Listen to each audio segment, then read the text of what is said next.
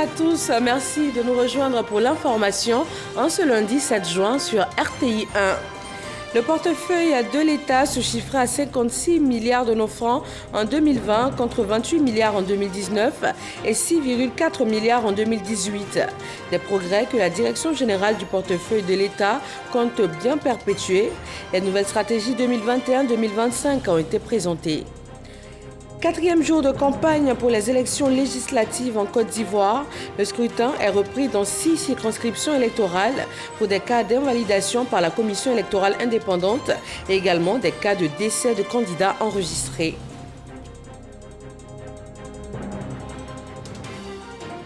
Le ministre du Tourisme met en mission 114 agents assermentés pour la relance du secteur touristique ivoirien. Ils sont chargés d'évaluer l'offre des réceptifs hôteliers, de restauration, de divertissement et de voyage également. Il a été nommé ce lundi Premier ministre du Mali. Choguel Maïga est chargé de former un nouveau gouvernement consensuel dans ce pays secoué par plusieurs crises successives. Bonsoir à tous. La Direction générale du portefeuille de l'État a présenté son bilan 2018-2020. Il en ressort une constante évolution au fil donc de la mise en œuvre des stratégies sur ces 3 années. Les nouvelles orientations pour la période 2021-2025 nous sont proposées dans ce sujet de Dangui Dangui. La nouvelle stratégie de gestion du portefeuille de l'État sur la période 2021-2025 a été présentée aux patrons d'entreprises publiques et parapubliques. C'était à l'occasion d'une rencontre d'échange entre les mandataires sociaux des entreprises publiques et le ministre du Budget et du portefeuille de l'État. Nous accueillons ça avec beaucoup de satisfaction parce que vous voyez, depuis 2-3 ans, il y a une dynamique dans la gestion de ce portefeuille de l'État. Une dynamique qui est sur une pente fructueuse, vertueuse. Il faudrait continuer la formation, le renforcement des capacités pour que les sociétés d'État, les sociétés à participation financière publique de l'État soient un moteur, soient un instrument de la mise en œuvre de la politique du gouvernement. Construit sur les 3 axes, notamment l'amélioration de la performance du portefeuille, le renforcement de la diffusion de bonne gouvernance et de bonne gestion, la nouvelle stratégie de gestion du portefeuille de l'État se nourrit de cette vision du gouvernement. C'est de faire en sorte que nous ayons d'abord un État fort. Et un État fort, ça passe par des entreprises publiques qui sont performantes, qui ont des résultats intéressants, qui sont capables de gagner des marchés tant en interne qu'à l'international et qui sont capables donc de contribuer à la création d'emplois et à la distribution de la richesse auprès des Ivoiriens. Avant la présentation de la nouvelle stratégie, la Direction générale du portefeuille de l'État a dressé un bilan satisfaisant, selon ses propres termes, des stratégies précédentes. Selon cette direction, le portefeuille de l'État était de 56 milliards de nos francs en 2020 contre 28 milliards en 2019 et 6,4 milliards en 2018. Et comment ces budgets de l'État sont-ils élaborés? Quelles sont les grandes actions qui en découlent? Les réponses à ces questions essentielles ont été consignées dans un manuel et il sert de moyen d'information et aussi de sensibilisation, notamment pendant la tournée sur le budget citoyen dans les villes de Gagnoa, Daloa et Yamoussoukro. Kader Sogodogo. Gagnoa, chef-lieu de la région du Gor. Corps préfectoral, élu, directeur et chef de service, leader d'opinion, garant de la tradition ou encore chef religieux. Tous ont répondu présents à l'appel des hommes du directeur général du budget et des finances à l'effet de leur présenter le budget citoyen contenu dans un manuel. Les mettre au parfum de la vie de la nation. Soucieux de toujours mieux informer la population sur les actions de l'État, le gouvernement a élaboré un document dénommé budget citoyen, pour traduire l'information budgétaire de façon synthétique et dans un langage accessible à tous. Il matérialise la volonté du gouvernement de rapprocher davantage le budget de l'État des populations. Cette tournée de sensibilisation sur le budget citoyen se tient également à Daloa. Dans la salle de réunion de la préfecture des régions, l'objectif de la mission reste le même. Répondre aux orientations du Code de transparence dans la gestion des finances publiques. À Yamoussoukro, changement de décor, mais le contenu est pareil. Le budget prévoit beaucoup d'actions pour la population dans tous les domaines, au niveau social notamment. Entendez par là l'éducation, la santé et les infrastructures de proximité. Mais les populations ne sont pas souvent sensibilisées sur tout ce que l'État fait pour elles. Donc à travers ce budget citoyen, je pense qu'ils comprendront mieux la politique du gouvernement. Ce que nous ne connaissons pas, ils viennent de nous dire, et ils nous ont expliqué de long et en large le budget citoyen. Comment on fait le budget citoyen. Donc on nous a expliqué, donc ce matin, je voudrais dire merci. Dans le mois de février 2021, à son séminaire bilan, le directeur général du budget et des finances, Traoré Seydou, et ses hommes s'étaient fixés comme objectif d'accorder un honneur à la transparence dans la gestion des fonds publics. Cette tournée de sensibilisation et d'appropriation du budget citoyen vient à propos. Dans l'espace UMOA, 137 stagiaires en expertise comptable et financière travaillent à se mettre au goût du jour. Ils sont formés à la maîtrise des outils et techniques de dématérialisation et de digitalisation dans l'exercice de leurs fonctions. La Côte d'Ivoire a le plus fort taux de participation avec 54 stagiaires. Noël Niagno. Ces 54 stagiaires en expertise comptable de Côte d'Ivoire ont 5 jours pour renforcer leurs capacités en dématérialisation et digitalisation de l'activité d'expertise comptable, à titre d'illustration. On vient de conduire 2 missions d'évaluation institutionnelle et organisationnelle pour la Banque mondiale au Congo RDC sans se déplacer.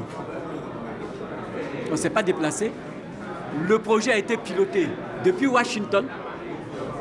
Nous, on l'a exécuté à Abidjan et tous les documents sont venus de la RDC. Donc, en fait, tout naturellement, la formation des experts comptables et des experts comptables stagiaires va être impactée puisqu'il faudrait leur apprendre comment pouvoir conduire ces différentes missions. Comme pour être en phase avec la nouvelle donne, la présente formation est suivie par les 83 autres stagiaires dans les autres pays de l'UEMOA. Elle est baptisée première journée technique de formation à l'expertise comptable et financière. Cette nouvelle pratique de ce métier stratégique pour l'économie a des exigences. L'expert comptable, professionnel à très haut potentiel, doit constamment conforter son savoir, affiner sa technique, actualiser ses connaissances à la lumière des défis des temps nouveaux. Outiller ces stagiaires devient une nécessité vitale pour être compétitif. Mondialisation oblige. Le programme de formation de ces 5 jours durant lesquels des questions de première importance, telles que la déontologie de la profession d'expert comptable, la pratique professionnelle, la responsabilité de l'expert comptable, ainsi que la transition numérique et la dématérialisation qui seront abordées. La formation est à mettre à l'actif de l'Ordre des experts comptables de Côte d'Ivoire en partenariat avec la Commission régionale pour la formation à l'expertise comptable et financière. Sur la scène politique, on s'intéresse aux élections législatives 2021. C'est le retour dans les urnes pour 6 circonscriptions électorales. La campagne a été ouverte le vendredi 4 juin et va prendre fin le 10 juin à minuit. En ce 4e jour, nous vous proposons les échos à Guéyo et à Grand-Pérébi.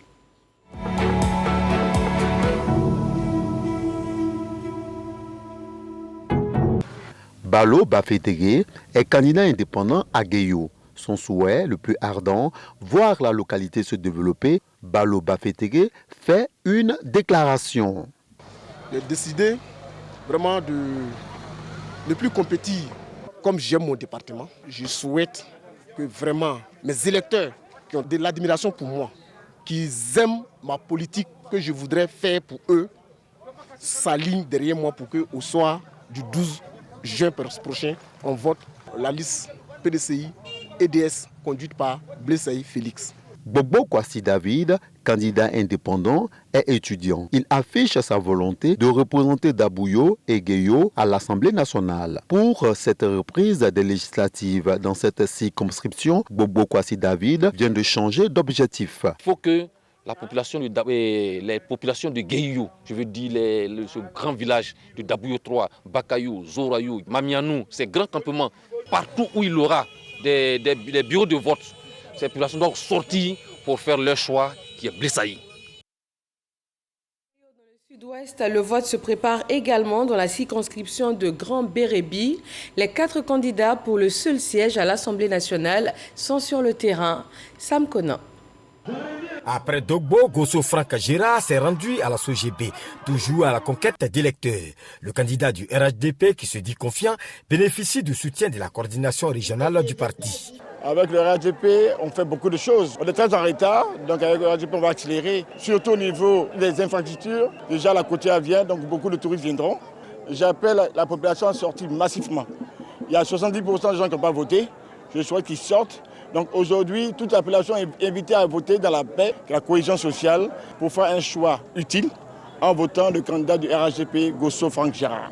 Juste à côté, sur l'autre stade de la SOGB, se tenait pratiquement à la même heure un meeting du candidat EDS. Yepawa Cyril, galvanisé par le soutien de Michel Gbagbo, entend conserver son fauteuil des députés. Je suis juste là pour confirmer ce que j'avais fait le 6.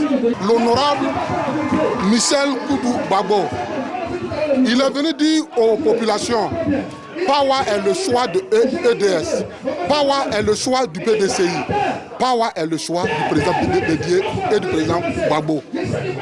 Nous, comme le disent les jeunes, on ne force pas, on est tranquille. 23 602 électeurs devront trancher le 12 juin prochain. C'est donc ce samedi. Fausses vidéos, fausses informations, rumeurs relayées, les fake news sont bien souvent à la base d'incidents. Cela a été le cas en Côte d'Ivoire le 19 mai dernier, provoquant des violences contre les Nigériens vivant dans le pays. De nouvelles vidéos de la même nature ont encore été diffusées.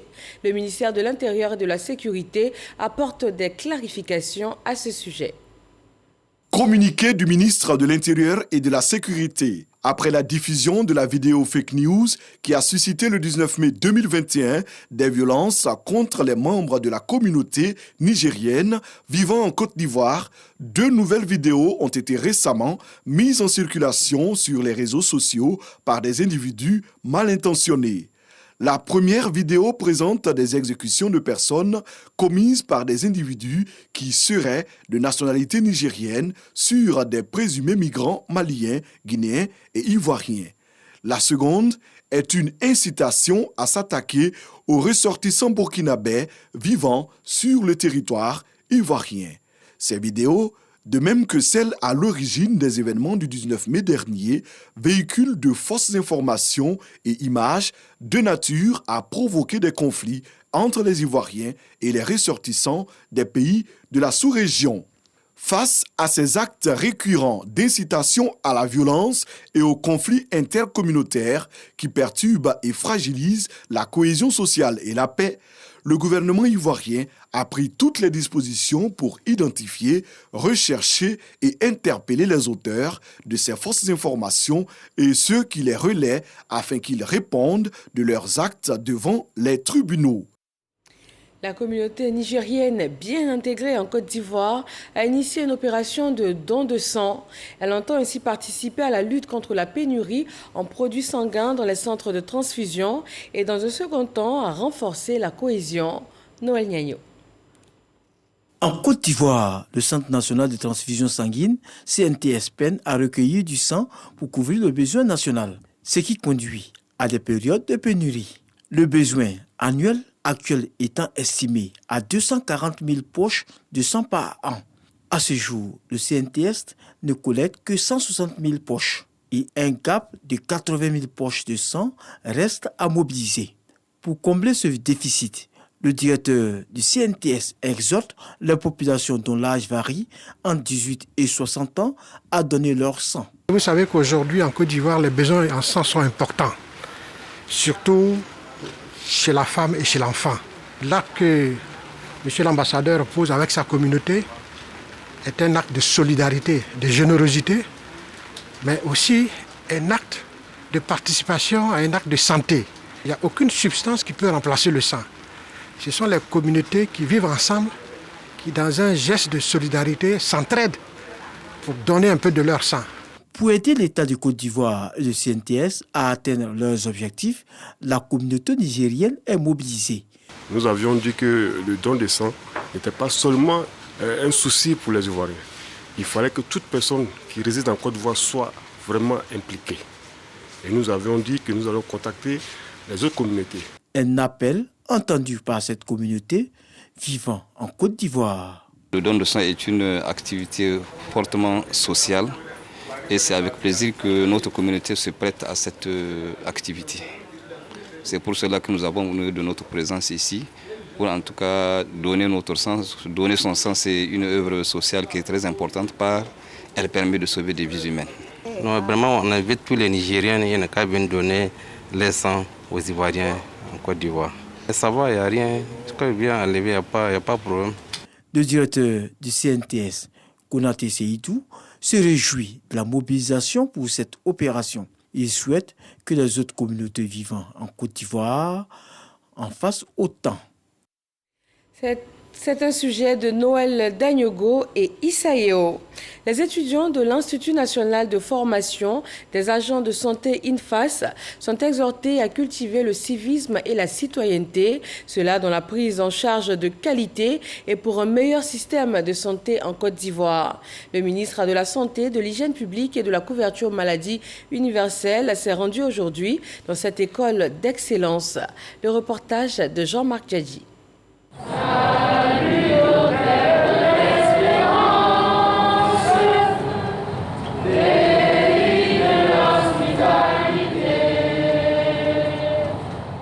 Les regards fixés vers le drapeau national, une centaine d'étudiants de l'Institut national de formation des agents de santé INFAS exécutent en chœur l'hymne national l'abidjanaise.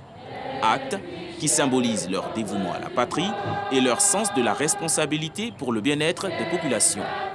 Une initiative promue par la direction de l'INFAS et soutenue par le ministre de tutelle, Pierre Demba, qui s'engage à améliorer la formation professionnelle des agents de santé pour un réseau de soins de qualité. On va dans la même idée que lui de rappeler à l'ensemble des étudiants la nécessité donc du savoir-être, que ce soit dans l'accueil, que ce soit dans l'apprentissage sans tricherie, que ce soit dans le respect des autres. Ces temps-ci, c'est vrai, les défis sont nombreux, les attentes des populations sont énormes.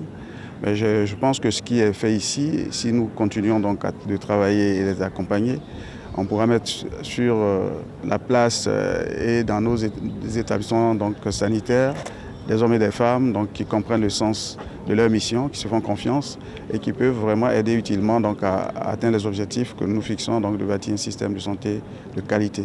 L'Institut national de formation des agents de santé, INFAS, assure la formation et le perfectionnement des agents de santé dans plus de 8 filières médicales et compte à son actif 6 antennes régionales. On en vient maintenant au point de ce 7 juin sur la maladie à coronavirus en Côte d'Ivoire.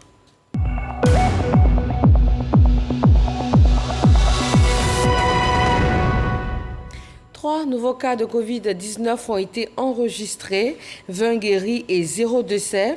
Le 6 juin, 4 367 doses de vaccins contre la Covid-19 ont été administrées, soit un total de 606 907 doses administrées. Le ministre de la Santé, de l'Hygiène publique et de la couverture maladie universelle invite toutes les personnes de plus de 18 ans à se faire vacciner dans les centres de vaccination. La vaccination contre la Covid-19 est gratuite et volontaire. Dans la commune de Yopougon, plusieurs habitations du secteur Saint-André ont été dévorées par les flammes. La ministre de la Solidarité et de la lutte contre la pauvreté s'est rendue aux côtés des populations sinistrées. Belmondogo leur a apporté des vivres et un appui financier. Amadou Ouattara.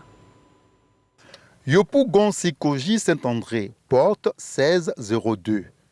Plus d'un mois après l'incendie qui a ravagé 6 logements le jour de la fête de Ramadan, la bande de sécurité reste visible.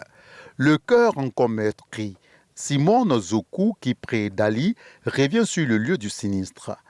Aucune aiguille n'est passante. Ce sont les maisons des retraités. D'autres même ne vivent pas, ce sont les enfants seulement qui sont là. Simone Zoku, nous a également fait entendre que, et sans toit, sa famille forte de 15 personnes, dont 2 bébés, âgés chacun d'1 mois et 3 ans, ainsi que son mari à la retraite depuis plus de 25 ans, est victime d'un AVC qui l'a rendu amnésique. Les 3 enfants, actuellement, ils dorment dans la maison privée. Je ne sais pas où les amener. Je ne sais pas où les amener. Mon souhait est que si j'ai eu quelqu'un même pour reconstruire le bâtiment, ma maison là, je suis content. Cette situation touche la sensibilité du gouvernement. La ministre de la Solidarité et de la lutte contre la pauvreté, Miss Belmondo Dogo, a effectué le déplacement les bras chargés de vivres et avec une assistance financière d'un montant de 300 000 francs CFA comme appui à la relocation par famille. Le gouvernement prend l'engagement d'être aux côtés des populations vulnérables, aux côtés des populations pour être solidaire de tout ce que vous vivrez. Et cet engagement-là s'est traduit en acte aujourd'hui. Les bénéficiaires ont traduit leur gratitude au gouvernement. Nous sommes vraiment très contents parce qu'ils ne sont pas restés indifférents au malheur que nous a frappé. Vraiment merci au gouvernement. Miss Belmondo Dogo, ministre de la Solidarité et de la lutte contre la pauvreté, avait à ses côtés le ministre Gilbert Kafana Koné, maire de la commune de Yopougon. 77 souscripteurs d'opérations immobilières ont reçu la clé de leur logement. L'opération concerne 350 villas de 3 et 4 pièces avec des coûts à partir de 18 millions de francs CFA. C'est une opération immobilière qui s'inscrit dans le programme de logements sociaux, économiques et de standing initié par le gouvernement. Dangui Dangui. Les premiers pas de Dame Khan, accompagnée de sa fille, dans la villa de 3 pièces au sein de la cité Lilium, villa dont elle vient de recevoir officiellement la clé ce samedi. Je suis propriétaire de ma propre maison, je ne fais que rendre grâce à Dieu. Et puis je dis aussi merci à AM Service, j'ai eu confiance en eux et les délais ont été vraiment respectés. Comme Dame Khan, ce sont 77 des 350 souscripteurs du programme de logement immobilier initié par l'entreprise AMS AIBMP qui ont reçu les clés de leur maison, aussi bien que la garantie qu'ils sont à l'abri de toutes sortes de tracasseries. Avant de construire, on fait une étude au préalable, une étude du sol et de toutes ces choses-là. Et ensuite, on s'arrange à voir tous les documents administratifs. Ça, c'est très important. Et après, nous construisons avec la réglementation en vigueur du ministère de la Construction, du Logement et de l'Urbanisme. Après avoir félicité l'opérateur immobilier pour avoir respecté ses engagements envers l'État et envers les souscripteurs du programme, le directeur général du logement a fait le point du programme de logements sociaux. Aujourd'hui, nous sommes pratiquement à 20 000 logements réalisés sur l'ensemble des sites. Vous êtes aujourd'hui sur le site des BIMP, sur lequel est développé plus de 1000 logements, avec cette tranche pour laquelle nous avons commencé à remettre les clés. Je puis vous dire que les engagements de l'État continuent d'être importants. De nombreuses études estiment le déficit de logement en Côte d'Ivoire à plus de 600 000 maisons, dont l'essentiel à Abidjan. Un déficit qui croît d'environ 10% chaque année, selon les mêmes études. Le ministre du Tourisme a mis en mission 114 agents assermentés pour la relance du secteur touristique. Ils sont chargés d'évaluer l'offre des réceptifs hôteliers, de restauration, de divertissement et également de voyage. Ils devront faire face aux défis de l'organisation de la Journée mondiale du tourisme en septembre prochain et aussi de la Cannes 2023 en Côte d'Ivoire. Dangui Dangui. La deuxième vague des agents assermentés du ministère du Tourisme, composée de 114 personnes, a reçu sa feuille de route pour aller sur le terrain. Il y a les tests qui régissent. Et en fonction des tests, là, nous allons rendre compte à nos supérieurs parce que dans le cadre des assermentés, il y a des contrôleurs, il y a des superviseurs et tout ça qui vont nous donner l'autorisation de soi. Souvent, on ferme les établissements, souvent on les oblige à aller se mettre en règle. Aujourd'hui, nous avons assermenté encore près de 114 pour qu'ils soient désormais opérationnels sur le terrain pour le contrôle des actes administratifs. Parce que pour opérer dans le secteur, il faut être à jour vis-à-vis de l'administration du ministère du Tourisme. Il faut avoir l'agrément pour les hôtels et il faut aussi avoir la licence d'exploitation d'un hôtel.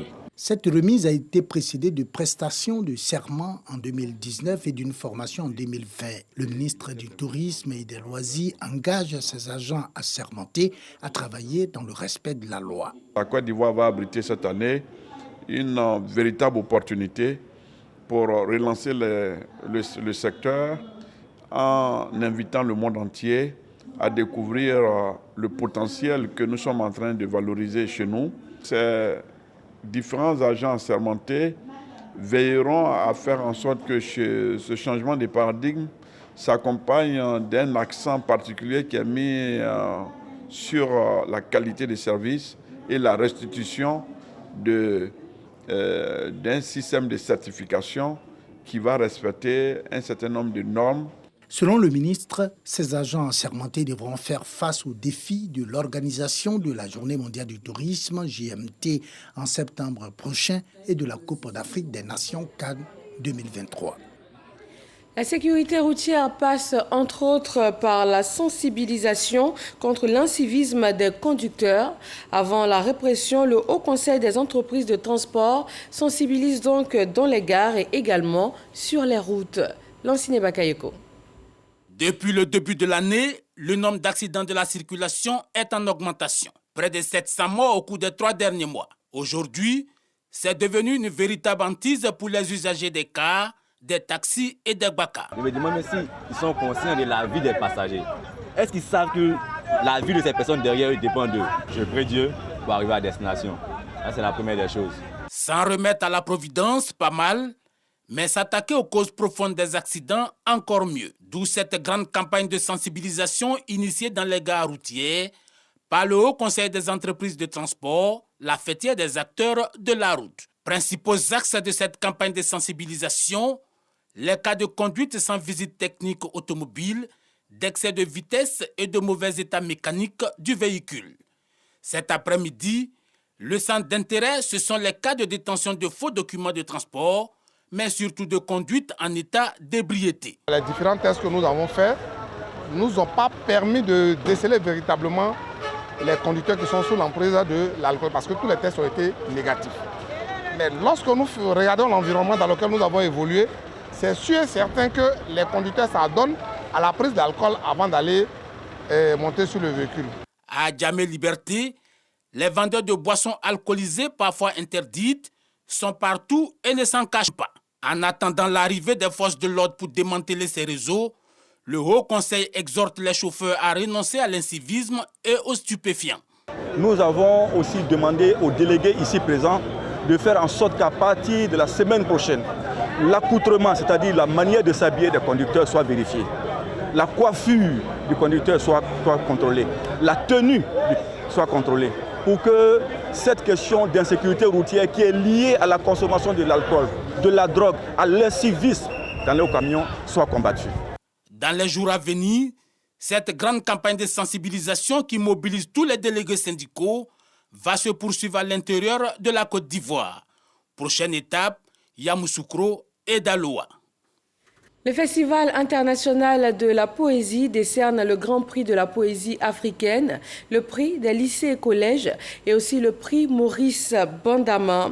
Ce festival entend revaloriser cette pratique et discipline littéraire. Franco Adio.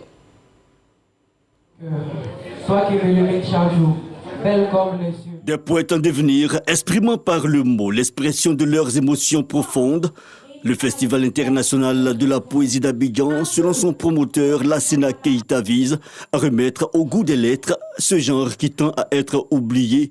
Et qui mieux que ces jeunes pépites des écoles pour mieux faire éclore la verve poétique et la thématique environnement est choisie. Leur vie, leurs larmes et leurs pensées pour une école en péril ou pour des arts glacés. Dès tout ça passé dans nos habitudes, il est le reflet de nos gratitudes. Nous sommes à la 4e édition de ce festival destiné aux écoles mais aussi aux professionnels du genre. Sarah, étudiante, c'est le prix des universités et grandes écoles et le prix spécial du jury. Bon, je ne suis pas poète, mais j'aime l'écriture. La lecture m'a permis, ou me permet, je dirais, de m'épanouir. Donc au travers de la lecture, j'ai découvert la poésie. Le prix Maurice Bandama pour la création poétique, le prix du jeune poète des écoles, ce sont entre autres les prix décernés. Le directeur du livre, au nom du ministère de la Culture, et le parrain Fama Touré, président de la Chambre de commerce, valide la pertinence de l'initiative. La 4e édition du Festival international de la poésie d'Abidjan sera suivie cette année 2021 de la 5e édition. Elle aura lieu au mois d'octobre. Le thème Covid-19, sans relâche, nous vaincrons. Dans l'actualité internationale, il a été nommé ce lundi Premier ministre. Choguel Maïga est chargé de former un nouveau gouvernement au Mali. C'est un homme politique tenace qui prend les commandes de la nouvelle équipe au moment où les défis à relever sont nombreux. Choguel Maïga est président du mouvement patriotique pour le renouveau qui se réclame de l'ex-parti unique balayé par une insurrection populaire. Ici, en Côte d'Ivoire, le ministère de la Promotion de la Riziculture a été créé en 2019 en vue de la mise en œuvre de la stratégie nationale en matière de riziculture. Après 18 mois d'existence, que de chantiers ouverts. Vous pourrez les retrouver ce soir. Ce sujet sera traité dans la Côte d'Ivoire en marche. Tout de suite après ce journal, retrouvez Delphine Blas.